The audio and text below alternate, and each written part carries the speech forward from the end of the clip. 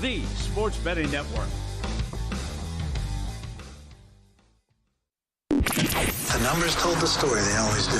It's one of those idiots who believe in analytics. This is a numbers game with Gil Alexander on VSiN. Good Monday morning to you. It is a numbers game at VSiN, the Sports Betting Network, VSiN.com, Game Plus, iHeartRadio, YouTube TV, and of course, Sirius XM Channel 158. It's Gil Alexander and no Kelly Bidlin. Where's Kelly Bidlin? When did this happen? I don't recall approving any vacation. We'll say Kelly is on assignment. You know, I used to do that on local news. Kelly Bidlin is on assignment. Good show today because we got stuff to talk about NBA and NHL-wise. We will talk National Basketball Association finals with Carl Sack a little later on the show. NHL, Stanley Cup final with Jake Hahn here momentarily. Game 3 tonight between the Florida Panthers and the Edmonton Oilers. That series knotted up at 1 game apiece. And later this hour, a special treat, a rare numbers game appearance from Megapod superstar Todd Wishnev. Yes, Wishnev in the hizzy. And this is one of these things, I don't usually say this before segments, but you may want to take notes on this. If you are a baseball hardo and you want little baseball handicapping nuggets, we will have a long discussion with Todd. We will name names, we will name teams, we will talk about little betting things that he does, because all we do all day, we're on a group thread. Wishnev, who's, by the way, the most active of the bunch, Fezzik, Will Hill, Felika's on there as well, and that's all we're doing all day is betting baseball. So we will sort of bring that to life on the show today. Wes Reynolds will also join us a little later on to talk U.S. Open golf, as the golf's third major begins this week down there in Texas. Okay, let's start with tennis. Now, I don't usually start with tennis, but you will have to indulge me today because before we were all bettors, we were all sports fans, and I do think you have to stop in place and sort of appreciate something that you see in any sport. And yesterday, in case you were trapped under a heavy object, Carlos Alcaraz wins the French Open. He beats Jannik Sinner in a 5-set thriller. It is Carlos Alcaraz's 5th major championship. He did it to the day, by the way, the exact same number of days that it took Rafa Nadal to win his 5th major, 22 years of age, 1 month and 3 days.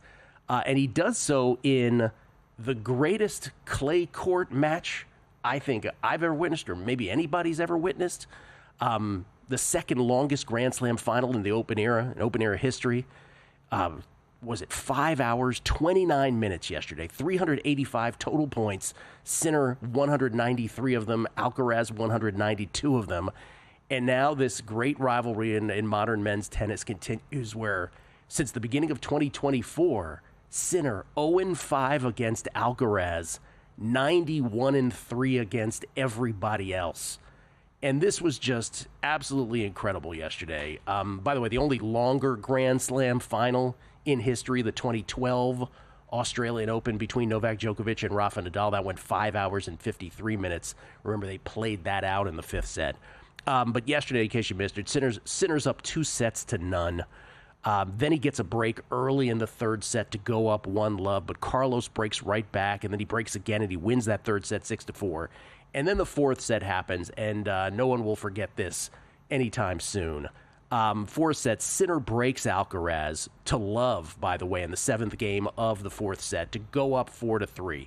So he's just got to hold serve twice. He consolidates the break, goes up 5-3. He's 1 game away from winning this. And then he's 1 point away from winning it because it's love 40 on Alcaraz's racket. And at that point, Patrick Everson, our buddy, at @PatrickE_Vegas, tweets out, in the French Open final, Alcaraz, at this moment again, down 3-5 in the 4th set, down love 40, with facing 3 championship points, plus 6,500, otherwise known as 65-1, on in-play odds at DraftKings.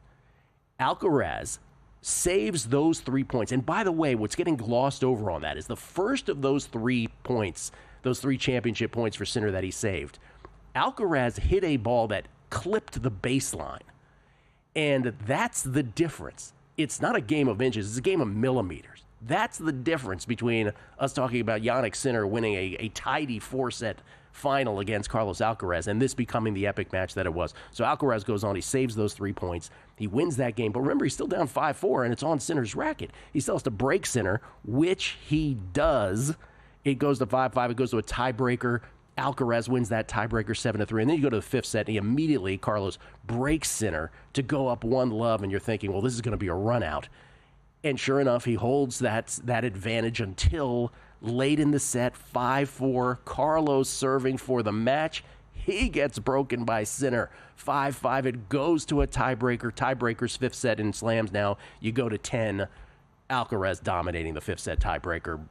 3 mini breaks broke Sinner's serve the first 3 times. He was up 7-love, for goodness sake, in that fifth set tiebreaker. Wins it 10-2. Carlos Alcaraz is your French Open champion. And again, it's his 5th major. Sinner now stuck on 3 majors, but these two guys combined have won the last 6 men's majors. Jannik Sinner winning winning all the hard court ones, if you will, the 2 Aussie Opens, the 1 U.S. Open in the last 6, whereas Carlitos has won the clay and the grass, 2 Frenches, and 1 Wimbledon in that span. By the way, he probably shouldn't have won either of the 2 French Opens. Zverev probably should have beaten him last year too, but then there was a old umpire comes off the chair and does this beep, sorry, and it was wrong call by the umpire last year. So Alcaraz, either way, gets it done. It's just an amazing thing. Congratulations to anybody who had Alcaraz. It was just, beyond that, you just think about what this means for men's tennis moving forward. Between 2005 and 2012, the French Open in 2005 to Wimbledon of 2012, you had a span of 30 Grand Slams where Federer, Nadal, and Djokovic won 29 of them. And if you extended that, if you went from the French Open in 2005 to the French of 2023, there were 72 slams. Djokovic, Nadal, and Federer won 61 of those 72. We could be heading into a Sinner-Alcaraz kind of era. We'll see. But right now, it's kind of looking that way. And the only other thing I want to add about that is, you think about in sports, Ali may not have known that the Rumble in the Jungle or Thrilla in Manila was going to be his finest moment. Sugar Ray Leonard at the time may not have known that his first fight with Tommy Hearns, when his retina was detached and he came back from sheer defeat to beat Tommy Hearns, he may not have known that was perhaps the greatest moment of his career. In tennis, we kind of know at the moment. 1980 Wimbledon final between Borg and McEnroe. The 2008 Wimbledon final between Nadal and Federer. And this yesterday. You kind of know, and maybe for Carlos, maybe that's the greatest moment of his career ever. He's got a long way to go. He's only 22, but maybe that was it yesterday. It was just unbelievable. Congratulations to everybody who had Coco Gauff on the ladies' side, plus 550. By the way, the Beating the Book French Open podcast that preceded this tournament, Drew had Coco plus 550. Remember, Coco got the best of the draw. He got her at plus 550. That ends up being a winner.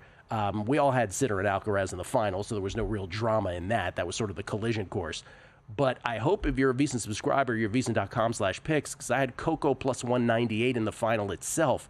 That price that in that final against Sabalenka represented to me the most ridiculous line of any match in 2025, period. No way Coco, with her great clay numbers, the best, by the way, at that point, should have been that big of a dog. She gets it done in 3 sets. And a bit of a flap afterwards when Arina Sabalenka says that it was because of her own errors that Coco won it. Sort of took some shine away from Coco. Even said that if Iga had beaten her in the semis, Iga Swiatek, that Iga would have beaten Coco. And that's kind of Bush League, because part of tennis, this just in, is keeping the ball in play yourself. And it's also like one of those gamblers who, when you win a bet, you always think it's your genius, but when you lose, the gods sort of conspired against you. And that's how Sabalenka seemed to have reacted to that final. Iga committed 42 unforced errors against you in the previous match, 12 hitting the ball into the stands randomly in the third set in the previous match. Somehow she didn't process that as lucky, but she was trying to take it away from Coco. Coco Gauff, congratulations to everybody who was on her on the ladies' side, her second major. To the NBA last night, we'll get Carl Sack to chime in on Game 3, which isn't until Wednesday in the NBA Finals. The interminable NBA Finals. Game 3 not till Wednesday. Back in Indiana, though, now, with the series knotted up at 1 game apiece. Indiana with a dramatic, huge win in Game 1. So I guess after yesterday's blowout where OKC ends up winning it by 16, led by as many as 23, that game yesterday turning on a run in the second quarter when it was 33-27 OKC, and then they went on a 19-2 run to take their biggest lead at 23. It never got to single digits after that. It never got to the spread of 11.5 or 11 after that. So it was a run out by OKC. SGA finishes the game with, again, an epic performance here. Caruso, by the way, 20. Wiggins, 18 off the bench. Combined 9 of 16 from 3 for those two. But SGA, 34 points, 5 rebounds, yes. 8 assists, 4 steals, 1 block, only 2 turnovers in the Thunder's 123-107 victory. They cover the spread. For those of us who had the under 228, this was a brutal beat. Gets to 230 after 130 points were scored in the second half. The spread itself got somewhat, I guess, a little dicey there in the last minute and a half. 116 left. They got it to 15, the Pacers did, so I guess it was in jeopardy there for a second. But instead, easy cover, easy peasy, I guess, in the end for the Thunder, even though there was that little flirtation. As far as the VSiN Killer Sports Challenge, Steve Fezzik with a win on the Thunder last night. He's in first place over Zach Cohen. They are vying for first place, the $3,000 prize in this one. I got knocked out yesterday. I would have been knocked out with a Fezzik win anyway, despite my under loss. The only other person who's still in this, Doug Kazarian, who I think would have to win out, Fezzik would have to lose out for him to even get a tie. So really, it's a two-man race. Fezzik and our own Zach Cohen. Thanks to Carl Sack at Killer Sports for the challenge this summer on that. We'll come back. We'll talk hockey. Jake Hahn on the other side. It's a numbers game at VSiN, the Sports Betting Network.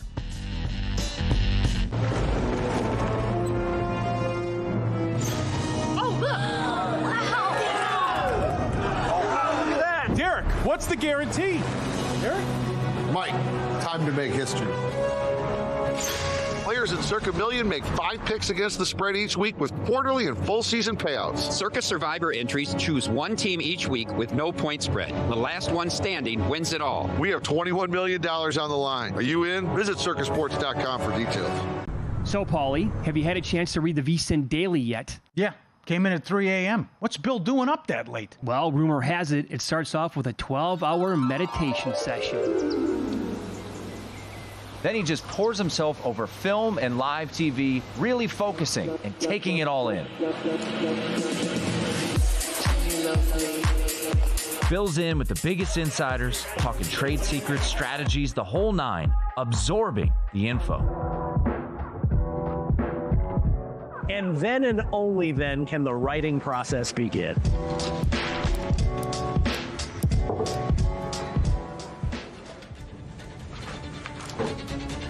In Las Vegas, Bill's Late Night becomes your early morning. Wake up to the very latest betting insights in your inbox with the VSiN Daily.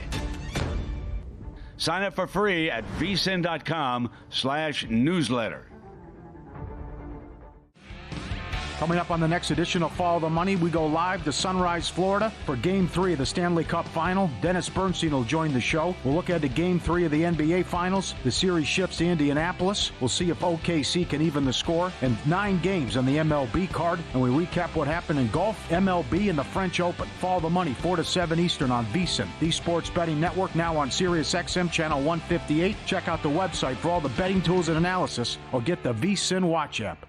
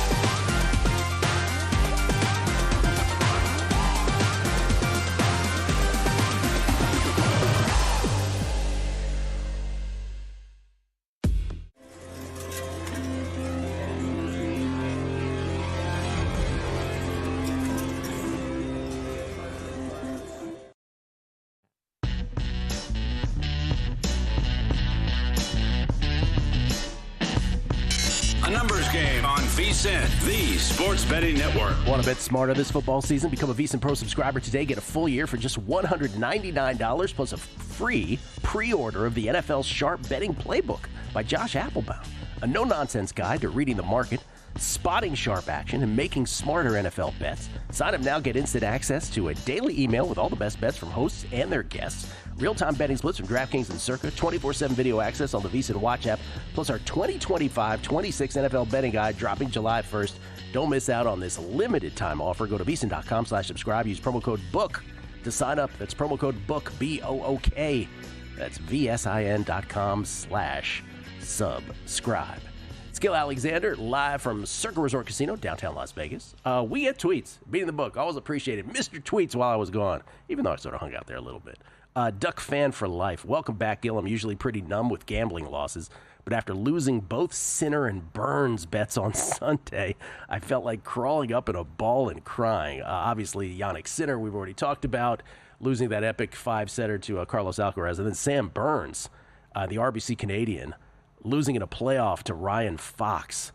Burns, despite a 62 in the final round, he got it to the playoff, but then loses in the playoff.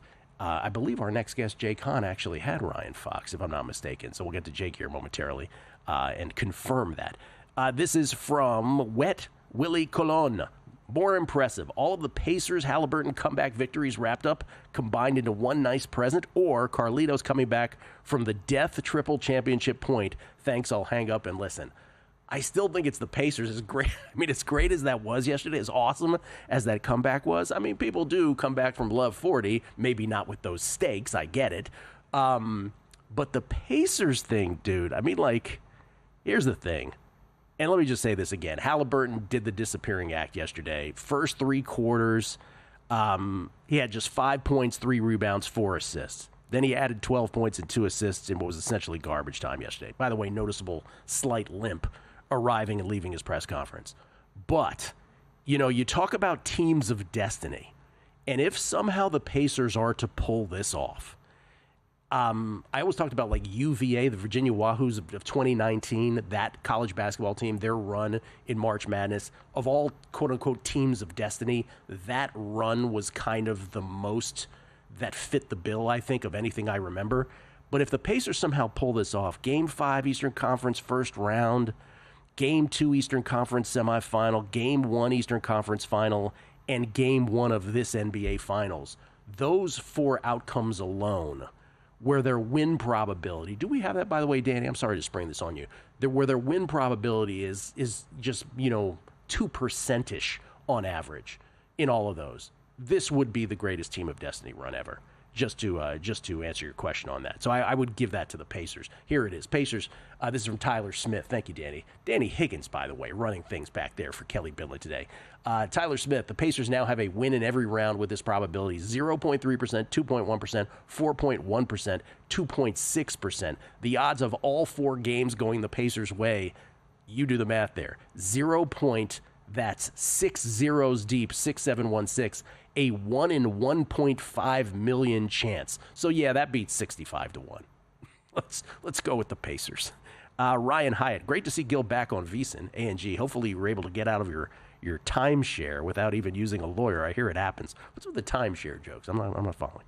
Fred Courier, glad you're back. Now we have to find the Monday assignment for Kelly Bidlin. Yes, we do. Tim Bowers, Gil, thanks for not only the info on how to bet the French Open, but also for carrying the torch for tennis. I've now made more of an emphasis on trying to watch it when I can. Quote, imagine not liking tennis, unquote. That was my tweet yesterday. Imagine not liking tennis. Las Vegas 514, welcome back. Yo, to my eyes, that was the greatest tennis match I've ever watched. I'm proud to have the name Carlos for reals. LOL. There you go, Carlos. And Nick at Real Nicks.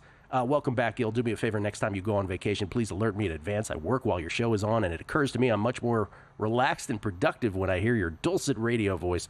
Without it, it's total chaos, LOL. Thank you. That's very nice of you. Jake Hahn has been very kind to stand by, courtesy of the progressive guest line, pardon me, to talk a little hockey with us, maybe a little golf. You did have Ryan Fox, right? You won this.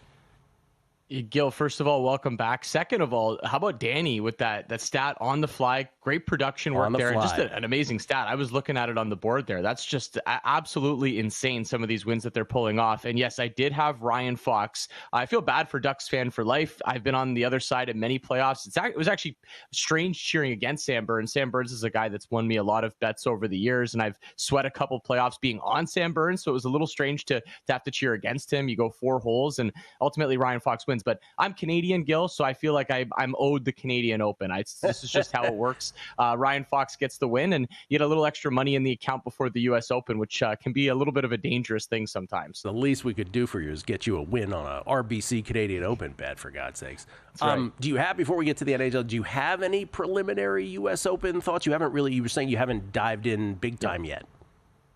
So it's tough because you've got Scotty Scheffler, who's basically 3-1 in that range, top of the board, for good reason. He is just in unbelievable form right now. It's hard to bet against this guy. You've got Bryson, who I always respected at U.S. Open. I was on Bryson last year when he won at the U.S. Open, and we know he's long.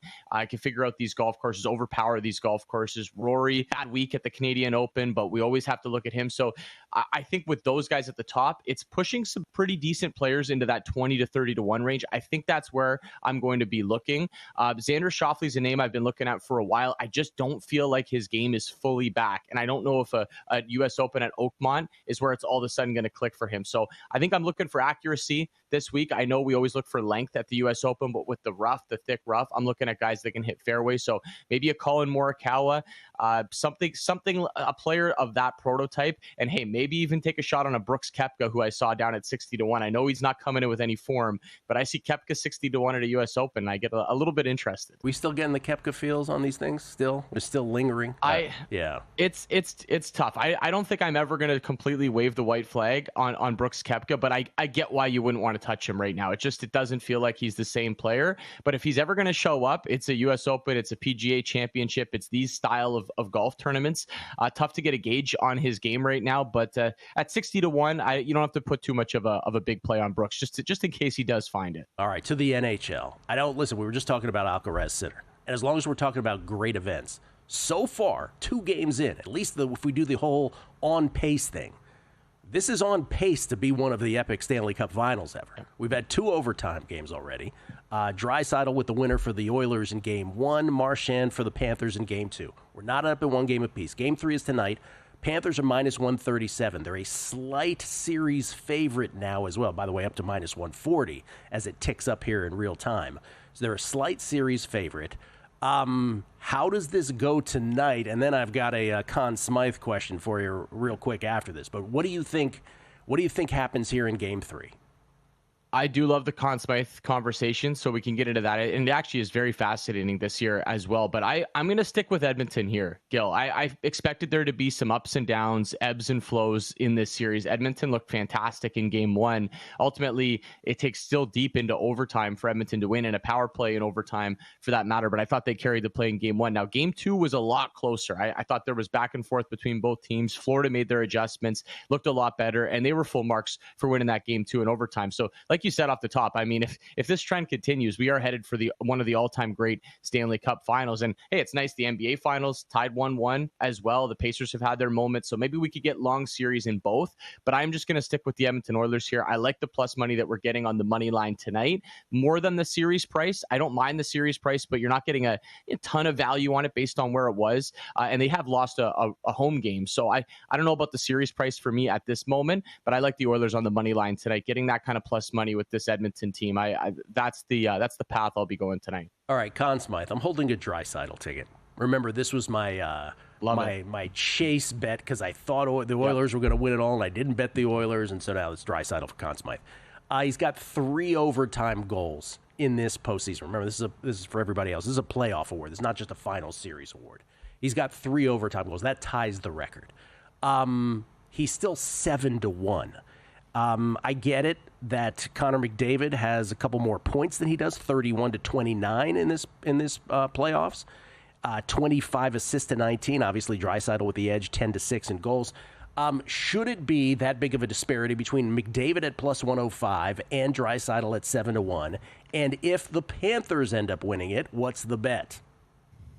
Well, I don't think it should be as big of a disparity between those two names. I think it should be much closer. I think the reason why, or one of the reasons why you're seeing that, is just because it is Connor McDavid. He's got the name value. Not that Draisaitl doesn't, but McDavid's considered the best player in the world. And I think a lot of people have bet McDavid. So the market has reacted accordingly, where they're not going to be able to hang too big of a number on Connor McDavid. I love Draisaitl at 7-1, Gil. He's scoring the big goals, and people remember goals. Assists are nice, but everybody remembers who puts the puck in the back of the net. And I already feel like voters are maybe gravitating towards Draisaitl early in this series. So I love where you're at for that play, and I still like him there at 7-1. It's Sam Bennett for me for the Florida Panthers. It's a little more open on the Panthers side. You could still maybe take a shot down the board at some of these other names, but Sam Bennett to me has the inside track and seems like garnering a lot of attention from the people that actually matter.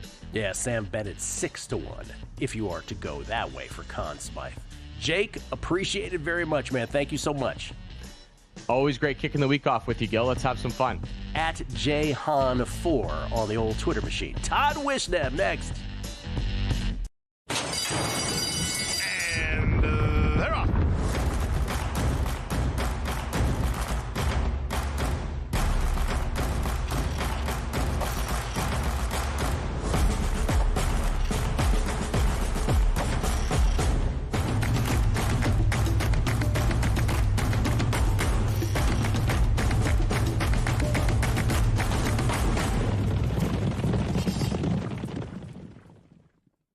Right now, you can get an entire year of VSiN Pro for just $1.99. Plus, we'll throw in a free pre-order of VSiN's own Josh Applebaum's new book, The NFL Sharp Betting Playbook. That's 12 months of expert picks, exclusive betting splits, and access to the upcoming NFL betting guide. Applebaum's new book is the ultimate resource for bettors looking to understand line movement, spot sharp action, and make smarter, data-driven decisions all season long. Sign up now at VSiN.com/subscribe and use promo code BOOK to get in on this offer and join us on the Sports Betting Network.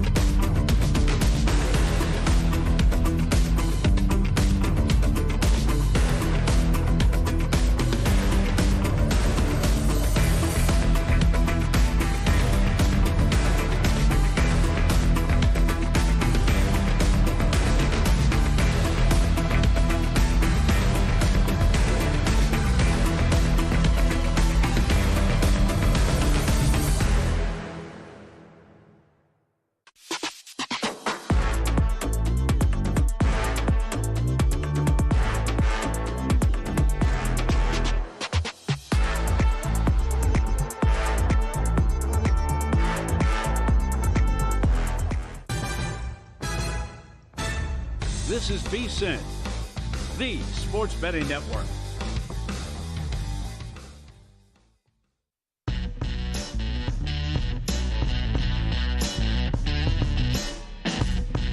A numbers game on VSiN, the Sports Betting Network. The NBA Finals and the Stanley Cup are here, and ProfitX is offering the best odds all playoffs long. ProfitX, a peer-to-peer sports exchange available in 40-plus states. The first of its kind in the U.S., you'll be able to make your sports picks against other groups of fans rather than against sports books. Exchanges guarantee you the best odds on average by 10 to 20%. Even request your own odds. Download ProfitX today with code VSiN and earn up to $200 in profit cash over your first month. Really check it out, ProfitX, promo code VSiN. Again, earn up to $200 in profit cash over your first month. Skill Alexander, Kelly Midland on assignment. We get tweets at Beating the Book. Always appreciate it. James Sott. The match yesterday didn't even feel like 5+ hours as I watched. Amazing shot after amazing shot. Side note, already did a future for Queens Club 500, so my resolution of no grass court plays didn't last 8 hours after clay season. Yeah, somebody, forgive me, I can't remember who on Twitter yesterday was like, are you going to keep your self-made promise that you're not going to bet grass season in tennis? And my response was, I won't for a week or two. So I can't guarantee it past that, but I'm not doing anything today. Jason Stark, VSiN runs. Oh, this is what the whole timeshare joke was. Jason Stark says VSiN runs get out your timeshare ads every commercial break. LOL. And 3Jack H3131 ads. Gil, where is the opening for producer number 10 on the VSiN site? Timeshares are on the top of everyone's priority list, and you can get help from a guy who doesn't even like lawyers. This is a commercial that airs between segments for those Sirius XM listeners. Yes. No, I'm familiar with the guy. He really doesn't want you to think he's a lawyer. He really has it in for attorneys. That was my big takeaway from that. Now I get the timeshare joke. Ladies and gentlemen, he is the star of the Megapod, along with Will Hill, the Beating the Book podcast Megapod, which we do every week during football season. You may know him from his past gig here on the Numbers Game, which we used to fondly call Wishnev Wednesdays, which spawned all kinds of copycats. Ladies and gentlemen, from his mom's cork attic in Pittsburgh, Pennsylvania, courtesy of the Progressive Guest Line, it is the great Todd Wishnev at T Wishnev. How you doing, Toddy? What's up, Gilly? How are you? I'm good. By the way, I prefaced the intro for you at the beginning of the show. I said, people, take out your pencils and paper because there's no taking time. And this is sort of our group chat brought to life. Because how many hours of the day do we spend on this group chat betting baseball? You're primarily the originator all day long, right? There are a lot of texts, and sometimes you get really good data points, and then sometimes you get stuff like the Astros went to bed 2 hours late and they're not going to be able to hit the next day. And sometimes our friends are very, very smart, and other times they say silly things like that. I'm not going to tell you who I'm talking about, but he does like math. Does it rhyme with Mezek by any chance? Maybe. All right. So we'll start broadly, and then I want to get to specific pitchers and teams and some little nuggets on each. But some of the things that you can riff on any one of these or on several of these. But some of the things you do, in-game strikeout props. In-game strikeout props. You are always, I'll throw a bunch at you. You're always cognizant of which teams have good and bad bullpens. You're thinking about the hits market before the game even starts, hit props. Let's start with some of those because I don't want to throw too much. But let's start with the in-game Ks. You love betting those. Yeah, I've been doing it this year. I'm not saying I'm outstanding at it yet, but it is a fun thing to do, and you can start to get an idea of who's going, if they strike out 3 or 4 guys in the first 2 innings, who's going to continue with some ridiculous day where they strike out 10 or 11, and who might peter out, and just only get like 5 or 6. And of course, it always depends on the lineup and righty lefty and all kind of stuff like that. But, it is an interesting market. Like a guy like Skubal often, if he starts striking, you're watching the game, he starts striking people out and there's a couple lefties coming in the lineup. You might get 2 or 3 more right now, because he strikes out so many left-handed batters. He also strikes out a million right-handed batters as well. But, the in-game K market also has to do with how many pitches are they going to allow this guy to throw. because, you might be 30 pitches in and the guy has 3 strikeouts, but, he's a guy that if he gets in trouble in the mid 80s pitches, like maybe like a guy like Joe Ryan from Minnesota, if he starts getting in trouble, they pull him pretty quickly. Then there's other guys who get like a long leash. Like me and Willie were going crazy because we had I think it was an outs bet. We bet Freddie Peralta under 14 and a half outs. It was like to not go through 5 innings. And because he had like, I don't know, like some ungodly number of pitches in 3, and it was like 75 pitches or something, that we were like, there's no way he can get to. Well, guess what? They let Freddie throw 109 pitches that day, and me and Willie's head exploded. But if and if you're watching that constantly, you start to learn the markets and learn the guys and learn who gets a longer leash, who gets a shorter leash. There's obviously little angles there. So this is, I think, I just want to sort of clarify this for new bettors or newish bettors who you're going to hear hours of content on shows like this, by the way, and on all kinds of shows on sports betting networks. And because of the nature of, we're on air at a certain time, and so we're going to talk pre-flop about games that are happening that day, that are yet to happen that evening. We're going to talk about games generally speaking in that manner. But the real, to me, again, and I used to bet baseball with Dr. Bob so many years ago. Every day of my life, I was a baseball bettor primarily over everything else. But the way that the game has evolved, I really do feel like what you're doing with baseball and keeping note of these things is probably the best way to do things. Sadly, we're not doing shows while all of this is happening, but just to riff on some of the players you just named. So you know what, on the prop market, you could, in the prop market, like the hits market, you can do that. But go ahead. I'm sorry. No, you're right. So there is exceptions, right? There's, a hits market, pre-flop. But when we're talking about pitchers, I think like this is a great thing that you seized on, which is, okay, you're watching a game, there are live props, in-game props that are still up on the board, and there's so many little things you can be aware of. So Scooble, 33.8% strikeout rate against lefties. Some other names, Mackenzie Gore, a 42.7% K rate against lefties. That is, for those who haven't lived their lives on Fangraphs, it's absurd. It's a cartoon number. By the way, there is one pitcher who has a even higher K rate against lefties than Gore. Do you know who it is by any chance? Is it Reagan's maybe? Jesus Luzardo of the Phillies.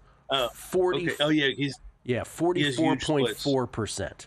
Yeah. And and I've tried to actually target that like on individual, they have these individual markets per at bat, which are like usually against you. And it's almost impossible to beat them because there's so many choices. Like, will it be a walk? Will it be a strikeout? Will it be a double, a single, all that crap?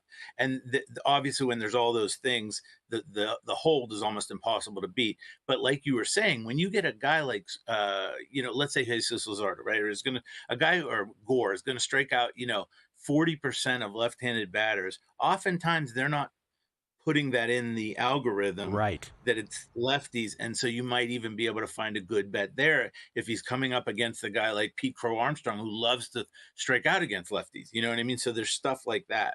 That you brought up Joe Ryan of the Twins. I think that's also like a great, again, when Joe Ryan is pitching, and you're right, Todd, obviously know if how many what his pitch count is, keep that in mind, what's happening. But Ryan, you mentioned off air, like the splits are unbelievable. So career, his splits are stark, right? 32.4% K rate versus right-handed batters, 22.3% versus lefties. But this year, that has gone on steroids. It's 36.7% K rate for Joe Ryan versus right-handed hitters, 19.4%, which is anemic, versus lefties. So, not anemic, but it's not good. He doesn't miss a lot of bats, let's put it that way. So you have to know that kind of thing. So Joe Ryan, file that on the Joe Ryan file, right? Where it's like, okay, know that about him. Or like a Franmil Valdez. Like I went to the Pirate game because all the games were over and they had that long rain delay, so the Pirate game was going to start at 10 o'clock. So I was over at the casino, so I went down to the Pirate game, and Franmil Valdez was starting for the Astros. He struck out the first 3 guys in 9 pitches. Now, if you know about Valdez, they let him go a million pitches, and he can somehow get.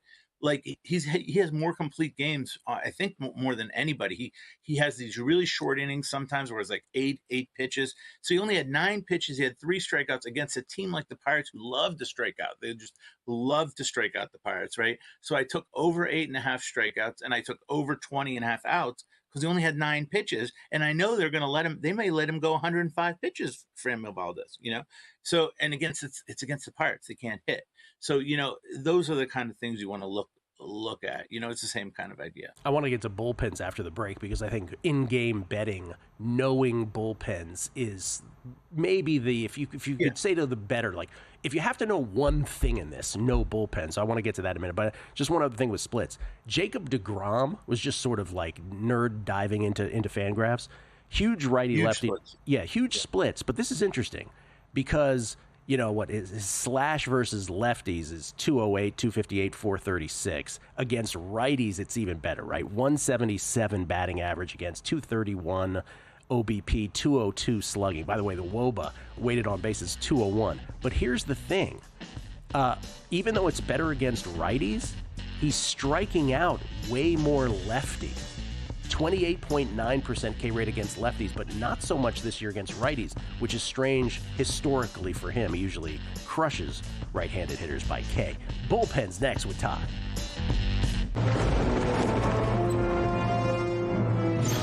Oh, look! Wow! Look at that! Derek, what's the guarantee? Derek? Mike, time to make history. Players in Circa Million make 5 picks against the spread each week with quarterly and full season payouts. Circa Survivor entries choose one team each week with no point spread. The last one standing wins it all. We have $21 million on the line. Are you in? Visit circasports.com for details. Your favorite VSiN shows and personalities are now available to download as podcasts. Catch every hour of our live broadcast with VSiN Best Bets, or find your go-to show and download it directly. Get instant reactions to last night's games, sharp analysis on today's biggest matchups, and everything in between. Whether you're commuting, working out, or just catching up, VSiN lets you take the action with you wherever and whenever you want. Search VSiN on your favorite podcast platform and get in on the action with VSiN, the sports betting network.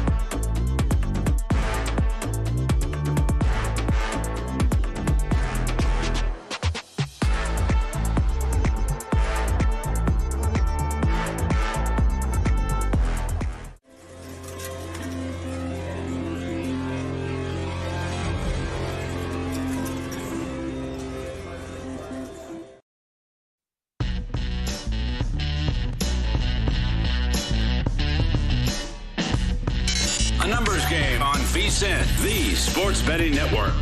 Betting on sports, why not try the races? First Bet lets you wager on hundreds of horses every day from top tracks across the U.S. and around the world. Sign up at firstbet.com. That's the number one stbet.com. Use promo code VSiN200 to claim a 20% rebate for your first 60 days up to $200. Head to firstbet.com today. By the way, congratulations to anybody who had Sovereignty to win the Belmont Stakes. So Sovereignty ends up winning the Derby and the Belmont. The Derby and the Belmont. Again, 2 out of the 3 Triple Crown races. Journalism, of course, the Preakness winner. But yet again, one of these things where a horse takes 2 out of 3 of the legs of the Triple Crown. These and I know that some of these horses, they don't run all 3 legs now, and it's a whole thing. But it's one of these things between Affirmed winning it in 1978 and then was it American Pharaoh, I believe, winning it in 2015. All those years where no horse won a Triple Crown. One of the biggest things I used to say on this show and on the podcast was, yeah, but no one ever processes how many close calls there have been. And there have been a ton of them. So it was way more likely to occur than people gave it credit for. And I suggest that it still is if these trainers decide to run their horses for all 3 legs of the Triple Crown. You got to do that first, obviously. Okay, back to Mr. Wishnev. Oh, I want to read this one tweet for Todd before we get to Todd. Todd, this is from Kevin Ryan at Road King KR. Says, Gil, after hearing over and over about Todd living in his mother's attic, I never believed it. After seeing the scenery behind him last segment, it is in fact true. What do you have to say for yourself, sir? Nothing to say. I don't actually live in the attic, but anyways, we can continue on. Well, thanks for rolling with that. I appreciate it, Todd. At T. Wishnev, by the way, for Todd Wishnev and all of his thoughts on tennis and weight gain and loss and that kind of thing. By the way, you're looking good, man. Feeling good? You okay? No? No, I'm just in fantastic physical condition if it means I'm about to be completely run down. Okay, I'm sorry I asked. All right, let's talk, before we get to bullpens, let's talk about something pre-game that someone can seize on, if not today. I think actually they can seize on it today because the Diamondbacks are in action. What are you looking at there? I mean, I just was using Gerald Perdomo as an example on guys who sometimes are like, who have big splits. Like, he's a switch hitter, obviously. So he's going to be batting from the right-handed against lefties, from the left against righties. He's 370 versus lefties and 218 versus righties. Also, sometimes he hits 9th in the order. Sometimes he hits 2nd in the order. Obviously, these things are huge to know about because let's say he's going against a mediocre lefty. His number to get a hit should be much higher than it is when he's batting as a lefty and batting 9th, because batting, and is he at home or is he on the road? Because whether he's going to get that last at bat in the bottom of the 9th versus the top of the 9th. If you're on the road, the chances of the 9th guy getting a 4th at bat are much greater than if you're at home, because if you're at home, you can go 8 innings and then he may never even get the 4th at bat. So these are like some of the things you want to look at when you decide, because sometimes they're not moving that number that much. A guy like Perdomo could be minus 180 and then minus 195 or something. You know, if he's a right-handed batter batting second, it's a huge difference, you know. And obviously you have to understand all the hits markets and what they should be. Like, for instance, Jose Ramirez gets a hit every single game. It's like ridiculous. He's on fire the last couple weeks, and his numbers don't seem to really go up. I saw one day where he was like in the 300s. Most days he's in like minus 220 or minus 240. These things are not moving as fluidly as you would think. I won a ton with TJ Friedel. He got a hit he was getting like multi-hits every day. It was incredible. That's your boy. And so if you're, I mean, sometimes you could get a minus 165, which is absurd, you know, for a guy who was hitting that well. And if you're watching these games and you see who's dialed in, you know, you can really get an advantage. So again, for those who aren't, you know, who might be new to this, it's what Todd is saying is that you just can't expect, and it manifests this way, you just can't expect books to be able to price all of those individual markets correctly. Teams, sides, that's a different story. For instance, the Astros, huge splits teams, 342 weighted on base versus left-handed pitching, 308 WOBA, which is 24th versus right-handed pitching. That's going to be, by and large, built into the lines if a team is heavy. If the Astros are facing, I should say, one of those handedness sides in pitching. But for these individual markets, different things. So Jose Ramirez, to your point, Todd, last 16 games, 28 of 71, a 394 batting average, with 11 of those 16 games being multi-hit games. And it's just not priced in, is it, at this point?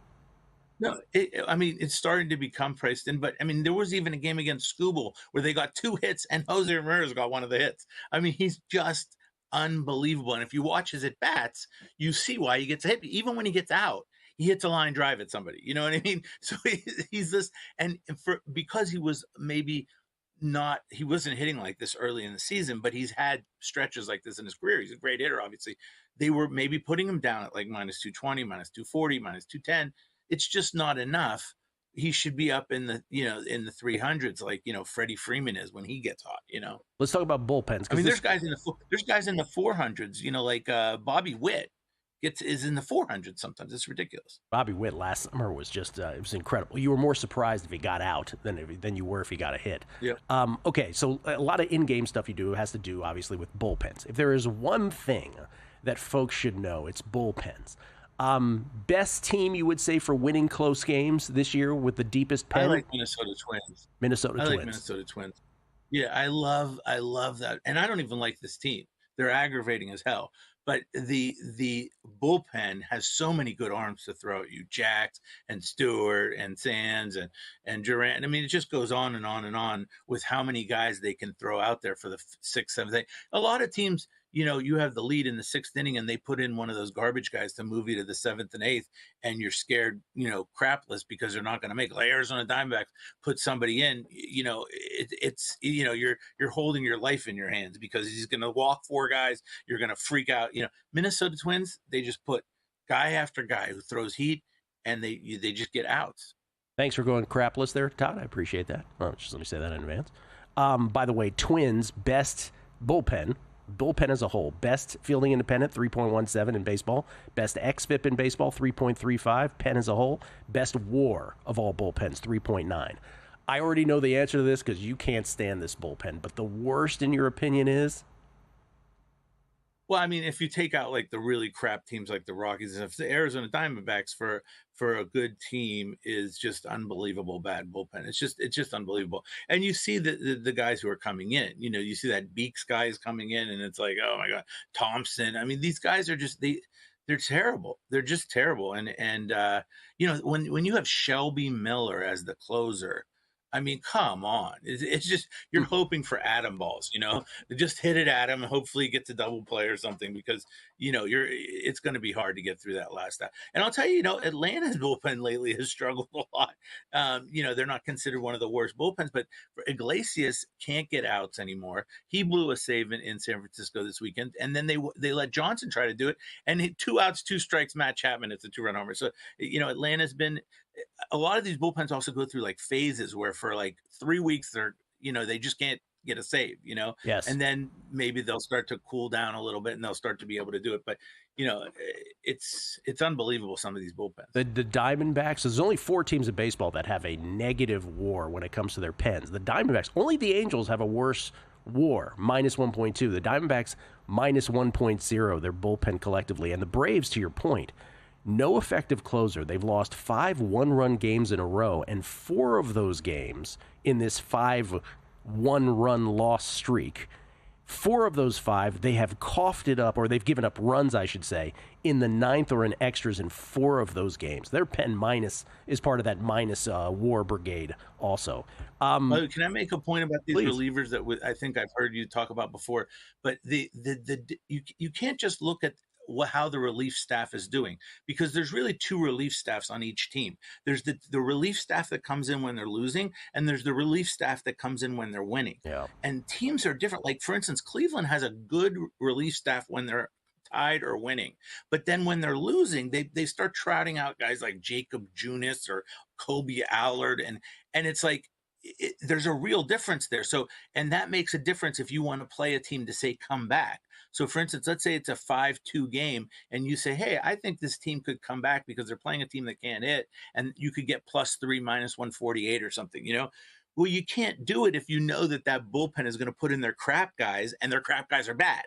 If it's Minnesota, They don't really have crap guys except Funderburk, But, some teams have just crap.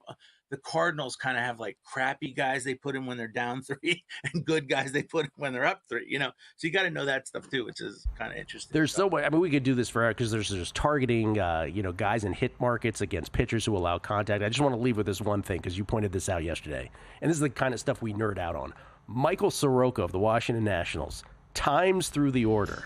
First time through the order, 1.56 ERA, 194 WOBA against. Second time through, 5.65 ERA, 353 WOBA. Third time through, 13.50 ERA with a 497 WOBA against. Just some of the stuff that Todd seizes on and bets against. Thank you, Todd. Appreciate it, man. Thank you so much. Have a good morning, Gilly. Glad to see you. Wes Reynolds. And we're out. Okay, give me 1 sec. I need to load funds into my gaming apps. Stormy, really, with